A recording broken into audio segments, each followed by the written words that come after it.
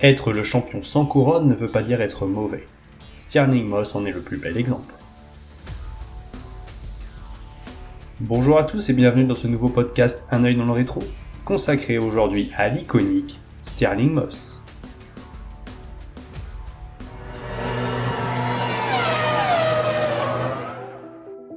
Les Moss et le sport automobile, c'est une longue histoire d'amour débutée bien avant l'arrivée de Stirling sur cette terre. En 1924 déjà, son père, Alfred Moss, se classait 16e des 500 miles d'Indianapolis, alors la course la plus réputée au monde. Marchant sur les traces de son paternel, le jeune londonien est né pour la vitesse. Alors qu'il n'a pas encore 20 ans, l'anglais pilote déjà et en 1948, il se lance dans ses premières courses de côte. Rapidement à l'aise volant en main, il fait l'achat d'une Cooper Jap de 500 cm3 pour affronter ses compatriotes dans des courses plutôt relevées de Formule 3 et de Formule 2, où il décrochera bon nombre de succès en très peu de temps, glanant le titre de champion de F3 anglaise dès 1948. Avec une nouvelle monture entre ses mains dès 1949, le voici as des circuits, participant même à son premier Grand Prix hors championnat à Goodwood, où il abandonnera après un tour. Mais malgré quelques belles réalisations, aucun volant ne vient à lui et sa demande de participation au Tourist Trophy auprès de l'équipe officielle Jaguar est rejetée. C'était sans compter sur Tommy Wisdom, pilote lui aussi, qui lui offrit la possibilité d'affronter les Anglaises avec sa propre XJ120 privée lors du Tourist Trophy 1950. Cette sortie sera couronnée de succès, Moss battant et avec la manière, les autres Jaguars sur une piste trempée et balayée par les vents. Ce premier succès d'envergure sera un véritable tremplin pour le londonien, rapidement courtisé par les plus grands. Victorieux de la course F3 à Monaco cette même année, plus rien ne semblait empêcher Stirling d'atteindre la Formule 1. Ses impressionnantes performances sont tout d'abord remarquées par HWM, écurie avec laquelle il accroche un premier podium hors championnat à Bari, derrière, excusez du peu, Farina et Fangio. Toujours en quête de compétition et de vitesse, Moss dispute un nombre conséquent d'épreuves, passant de la monoplace à la voiture de sport sans baisser de régime. Inévitablement, le chemin vers la F1 lui est dessiné, et c'est en 1951, à peine 3 ans après ses débuts en course, que l'histoire s'écrit.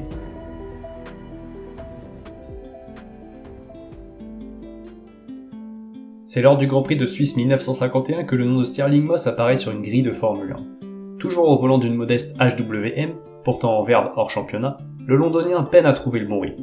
Qualifié 14e, l'anglais finit 8e à 2 tours des leaders. Mais à l'issue de cette course, le voilà sans volant pour le reste de la saison. Pour autant, Moss court en catégorie inférieure ainsi qu'en endurance avec Jaguar, remportant de nombreuses étapes dans son pays natal. Bien qu'ayant été contacté par Enzo Ferrari lui-même pour courir pour la Scuderia en 1952, l'anglais décide de rester à la maison et de poursuivre avec les petits teams locaux, sans grande réussite.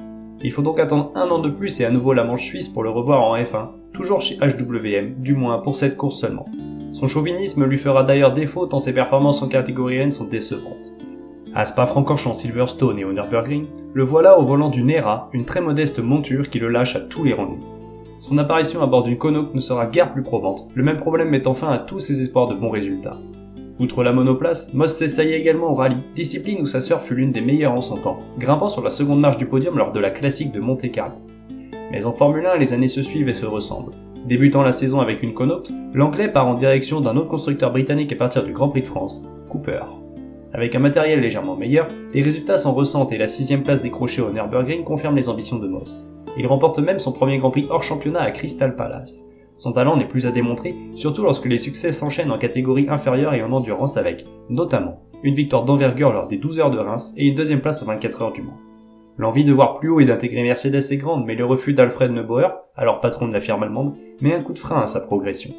C'était sans compter sur l'aide de son père et de son manager pour débusquer une Maserati 250F pour la saison 1954. Une belle trouvaille. Avant même que ne débute cette campagne avec le Trident, Moss s'offre un nouveau succès de classe avec les 12 heures de Sebring. Pour sa première course en Belgique, l'anglais réalise une splendide performance, glanant son premier podium avec la 3ème place finale, derrière Fangio et Trintignant. Si les étapes suivantes ne lui sourient pas forcément, force est de constater les réels progrès de Moss, se classant 3 fois successivement en 3ème position sur la grille. Il sera également lauréat des épreuves de l'International Gold Cup, du Goodwood Trophy et du Daily Telegraph Trophy hors championnat, de quoi donner encore plus de poids pour une éventuelle candidature outre-Rhin. À Monza, il échoue pour 3 petits dixièmes de seconde à récolter sa première pole position, mais c'est bien en course que le londonien se révèle enfin au grand jour. Après un bon départ et une lutte avec Gonzalez pour la 3ème place, le pilote Maserati se montre de plus en plus à l'aise et participe à la bataille pour le commandement de l'épreuve face à la Mercedes de Fangio et la Ferrari d'Ascari. À la suite de la casse de boîte de l'italien, l'anglais se retrouve donc confronté au grand argentin, qui commet cependant l'une de ses rares erreurs. Fort d'une avance importante, Moss semble filer vers sa toute première victoire mais son réservoir d'huile en décide autrement. À une dizaine de tours du but, c'est l'abandon. Même s'il n'est classé que 10ème, son exceptionnelle course ne passe pas inaperçue, notamment chez les Allemands de Mercedes. Cette fois, rien ne lui est refusé, et son nouvel abandon en Espagne n'aura aucune incidence sur son avenir. Voici Moss, en gris, à présent.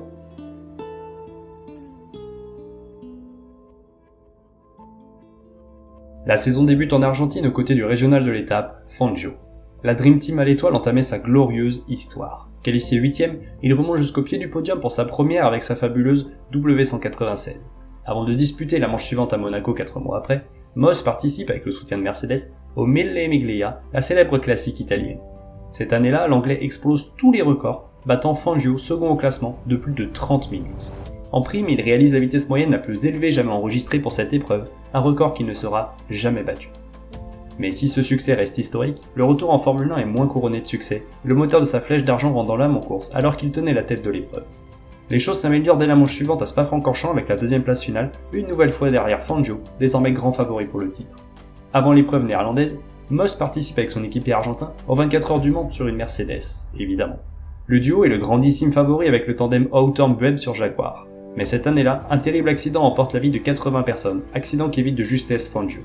Très traumatisé par l'événement et par la perte de l'un de leurs pilotes, Pierre Levegh, Mercedes décide de se retirer de la course, laissant filer une grande chance de succès au profit de Jaguar. Cet incident sera lourd de conséquences en fin de saison. Les premiers débats sur la sécurité commencent à émerger, mais la Formule 1 ne s'arrête pas pour autant. De nouveau qualifié deuxième, Moss ne trouve pas l'ouverture sur Fangio.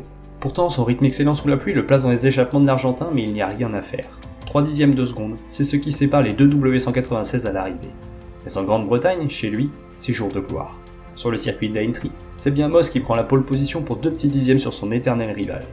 2 dixièmes, c'est ce qui séparera les deux hommes sous le drapeau à damier, dans le même ordre. En ce 16 juillet 1955, Stirling Moss rentre enfin dans le panthéon de la catégorie reine. Pourtant, selon ses dires, Fangio n'a pas osé l'attaquer, le laissant volontairement en tête pour l'emporter chez les siens. Cela ne change rien au classement puisqu'à la fin, c'est Juan Manuel Fangio qui décroche le titre, son 3ème. Deuxième du championnat du monde à ce moment-ci, il assure ce classement malgré son abandon à Monza et son spectaculaire anneau de vitesse. Sa seule prestation à bord de la W196S carrossée n'aura donc pas été un réel succès. Mais à l'issue de la saison, coup de théâtre. Suite à la tragédie Mansell, Mercedes décide de se retirer de toutes les compétitions sportives. Si le champion du monde trouve rapidement un volant chez Ferrari, l'anglais doit chercher un nouveau baquet pour espérer battre son illustre équipier. Et c'est le concurrent Maserati qui lui fera cette offrande à compter de 1956. Petite consolation pour le londonien, le voilà auréolé de nouveaux succès dans l'International Tourist Trophy, dans l'International Gold Cup et lors de la Targa Florio. Les flèches d'argent ne sont plus, place au trident, seule véritable arme pour défaire le roi Fangio.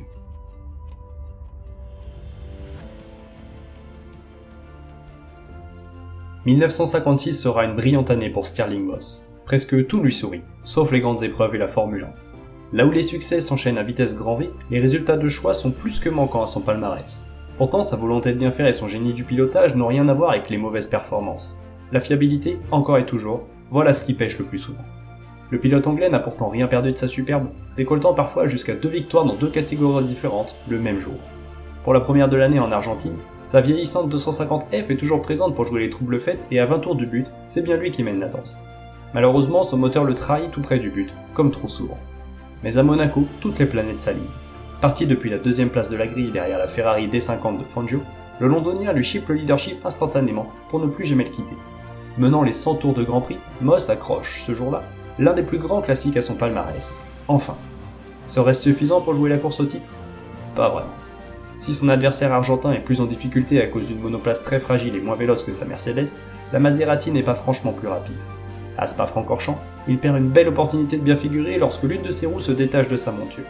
Par chance, il peut récupérer la machine de son équipier Perdiza, mais devant, Fangio est déjà trop loin. Troisième sous le drapeau à damier avec la moitié des points attribués, le championnat est presque déjà plié. Rien de mieux sur les nationales de Reims avec un nouvel abandon sur pépin mécanique.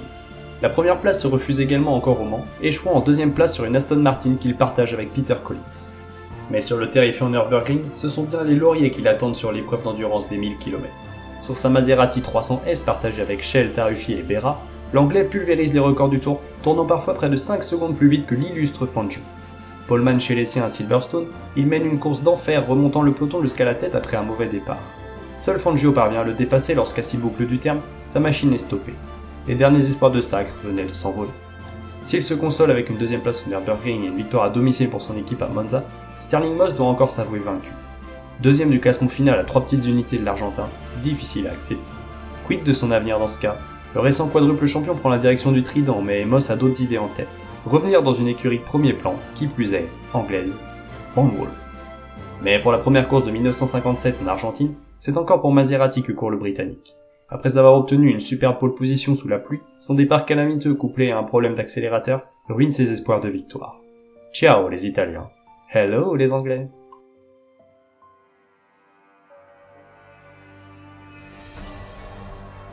La Vanwall VW5 est une très bonne monoplace et Stirling l'a bien compris. Sa chance de devenir champion du monde pourrait bien être à saisir en cette année 1957. À Monaco, il réalise l'envol parfait, prenant la tête à l'abaissement du drapeau, mais au bout de 4 petits tours, une défaillance de ses freins l'envoie dans les barrières de la chicane du port, emportant avec lui les malheureux Collins et Hawthorne. Pour ne rien arranger, il est contraint de déclarer forfait pour le Grand Prix de France, malade. Fort heureusement, son rétablissement sera rapide et pour son Grand Prix national, le voici plus motivé que jamais. Qualifié en pôle, l'Anglais domine aisément jusqu'à ce que son moteur commence à montrer quelques signes de faiblesse. Un arrêt au stand plus tard pour récupérer la voiture de son équipier Brooks, et le voici parti dans une course-poursuite légendaire, remontant un à un ses adversaires jusqu'à la première place promise, synonyme de victoire. Pour autant, il n'est pas temps de se reposer sur ses lauriers car la course du Nürburgring n'est qu'une nouvelle désillusion, la faute à une suspension trop peu adaptée au tracé allemand. Une fois cette dernière améliorée, Moss est imbattable. Cependant, les jeux sont déjà faits. Fangio accroche un 5e titre à son palmarès, privant l'Anglais de son souhait le plus cher, une fois encore. Dépassé par Musso au départ, le pilote Vanwall n'en fait qu'une bouchée au deuxième tour et domine d'une main de maître, s'imposant avec plus de 3 minutes d'avance sur Fangio au terme des 3 longues heures d'épreuve. 15 jours plus tard, à Monza, même récital. Ce nouveau succès lui offre la place de vice-champion pour la 3e fois consécutive, un moindre mal. Quand est-ce que la chance sera sienne? Peut-être en 1958. Car en fin d'année, coup de théâtre. Le récent quintuple champion du monde annonce son retrait de la Formule 1, malgré 2 autres piges en 1958. Cette fois, c'est le moment idéal pour gagner. La saison 1958 démarre en Argentine et comme l'année passée, Moss ne court pas pour Vanwall, mais pour Cooper et sa voiture innovante, la T43 à moteur arrière. Si Fangio prend part à domicile et signe la pole, Moss joue la carte de la stratégie en ne s'arrêtant aucune fois au stand, prenant le meilleur sur tous ses concurrents. Ce jour marque la première victoire d'une Formule 1 à moteur arrière. Le retour chez Vanwall à partir du Grand Prix de Monaco devient synonyme de premier problème. En renonçant à Monte-Carlo, en Belgique, en Grande-Bretagne, en Allemagne et en Italie, toujours sur problème mécanique, l'Anglais compromet grandement sa quête du sacre. Pire encore, son compatriote Hawthorne sur Ferrari réalise de solides performances et les 2 victoires de Moss aux Pays-Bas et au Portugal, accompagnées de la seconde place en France, ne suffisent pas pour caracoler en tête. Le seul lot de consolation sera ce nouveau triomphe aux 1000 km du Nürburgring, peut-être la seule épreuve que le destin lui autorise à gagner. Avant la dernière manche au Maroc, Moss sait qu'il doit impérativement s'imposer tout en espérant que son adversaire direct ne marque pas trop de points. Dès le départ, le pilote Vanwall s'envole en tête et derrière lui, Hawthorne n'est que 4ème, loin du leader. C'est alors que le moteur de Brooks, alors 3ème, cède brusquement, permettant à l'Anglais de chez Ferrari de grimper à la 3ème place, pourtant encore insuffisante pour le sacrer. C'était sans compter sur les consignes d'équipe de la Scuderia qui obligeront Hill, alors 2ème, à s'effacer devant son leader pour s'adjuger la seconde place. Moss s'impose, loin devant Hawthorne, mais le championnat est à nouveau perdu, pour un petit point. Sans tous ces retraits sur manque de fiabilité, l'Anglais aurait dû remporter la couronne, la première pour un Anglais en Formule 1. Le sort en décide autrement et pour la 4ème fois, c'est avec la place de vice-champion que Moss achève une nouvelle campagne. Quand ça ne veut pas...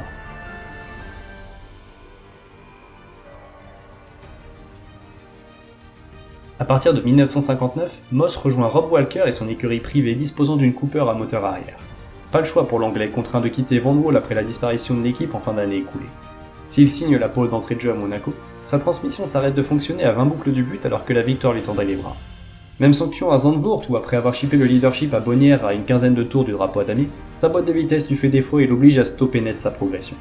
Hélas, les choses n'iront pas en s'arrangeant, le londonien étant disqualifié à Reims pour avoir été aidé à repartir après un tête-à-queue. Ce n'est qu'à Aintree que l'arrivée est enfin franchie, 2ème. Si l'histoire se répète inlassablement en Formule 1, elle est identique du côté de l'endurance. Là où les 24 heures du Mans se refusent encore à lui, les 1000 km du Nürburgring sont encore pour lui. Après ce bref intermède chez BRM, Moss revient chez Rob Walker et ses Cooper T51. Les soucis ne sont pas réglés, mais cela ne l'empêche pas de triompher à 2 reprises, au Portugal et en Italie, avant de renoncer une fois encore à Sebring, et ce, malgré la pole position. Ces trop nombreux abandons ne le feront pas aller plus haut que la 3ème place au championnat, très loin de ses motivations du début de saison. Pourtant, toutes catégories confondues, c'est peut-être sa meilleure récolte avec un nombre de victoires impressionnant tout autour du globe et sur diverses voitures, toutes plus atypiques les unes que les autres. En 1960, l'Anglais entame l'année avec une BRM, remplacée dès la 2ème manche par la très légère Lotus 18. À Monaco, il réalise la pole et concrétise le lendemain, permettant à Chapman de gagner pour la première fois en Formule 1, la première d'une longue série. La course est nette, propre, sans bavure. Si l'Anglais se place d'office comme un prétendant à la couronne, son élan est stoppé net en Belgique. Victime d'une grosse sortie de piste, il se retrouve avec les 2 jambes brisées. Ce n'est qu'en fin de saison que Moss retrouve le chemin des circuits, sans jamais avoir perdu de sa superbe puisqu'il accroche la pole et la victoire pour la dernière manche sur le tracé de Riverside. De nouveau sur la 3e marche du podium final au championnat, Stirling commence à sérieusement se demander si le jeu en vaut réellement la chandelle. Évidemment, les 1000 km étaient encore pour lui. Mais en 1961, la réglementation change et les Ferrari dominent grâce à leur puissance. Pourtant, le premier Grand Prix de la saison réserve une belle surprise. Sur une Lotus dépourvue de certains éléments de carrosserie, Moss s'empare de la pole avant de mener l'épreuve monégasque à un train d'enfer. Son rythme de course, plus élevé qu'en qualification, lui permet de résister aux 156 de la Scuderia et de s'adjuger celle qui reste la plus belle victoire de sa carrière. Mais la suite est moins glorieuse malgré le bon coup de volant de l'Anglais. Pourtant, Nürburgring, son tracé de prédilection, ses talents d'équilibriste compilés à un sens de la course et de la stratégie font des éclats. Douchée avant le départ, la piste allemande est bien humide au moment de s'élancer, mais tour après tour, une trajectoire sèche se dessine, véritable casse-tête pour les pilotes. Alors que les Ferrari optent pour les pneus secs, Moss choisit des pluies. Dès le départ, la Lotus s'envole, mais dès que le bitume commence à s'assécher, les Ferrari reviennent en chasse. Fort heureusement, une nouvelle averse tombe à quelques tours du terme de la course, et l'Anglais déroule, remportant le 100e Grand Prix de l'histoire de la Formule 1, son dernier en catégorie reine. Après un abandon lors du tragique Grand Prix d'Italie et une casse moteur aux États-Unis, la saison 1961 s'achève sur une 3e place au championnat du monde, encore une fois. C'est alors qu'un contact est retrouvé avec Enzo Ferrari qui lui propose l'une de ses voitures pour 1962. L'occasion est grande pour l'Anglais qui peut bénéficier du meilleur matériel possible. Ce dernier autorise l'Anglais à continuer avec l'écurie privée de Rob Walker, mais sur une Ferrari. Mais ce jour n'arrivera jamais. Le 15 avril, l'Anglais est victime d'une violente sortie à Goodwood.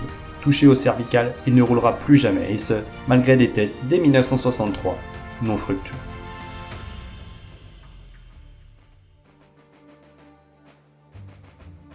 Dès lors, Stirling abandonne la compétition sportive. Tout au long de sa vie, il profitera de ses iconiques voitures pour parader dans diverses démonstrations et événements, le tout en gardant cet esprit de compétition bien ancré en lui. Mercedes lui rendra même hommage avec une voiture à son nom en 2010, la SLR Stirling Moss. Le 12 avril 2020, et en proie à des soucis de santé, il s'éteint. Celui que l'on surnomme le champion sans couronne aura laissé une trace indélébile en Formule 1 et dans le sport automobile en général. Féru d'endurance, il ne remportera jamais les 24 heures du Mans, terminant second à 2 reprises, un peu l'histoire de sa vie en Formule 1.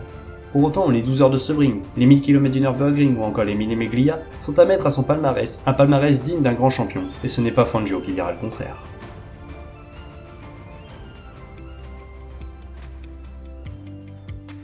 Si la carrière de Sir Stirling Moss devait se résumer en quelques chiffres, nous pourrions dire que son meilleur classement au championnat du monde de Formule 1 a été 2e en 1955, 56, 57 et 58. Il aura participé à 66 Grands Prix sur 68 engagements, récolté 16 victoires, 24 podiums, 16 pole positions et 19 meilleurs tours en course.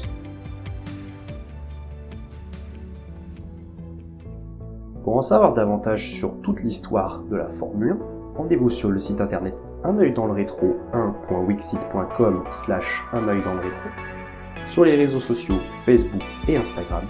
Et quant à moi, je vous dis à bientôt pour un nouveau coup d'œil dans le rétro.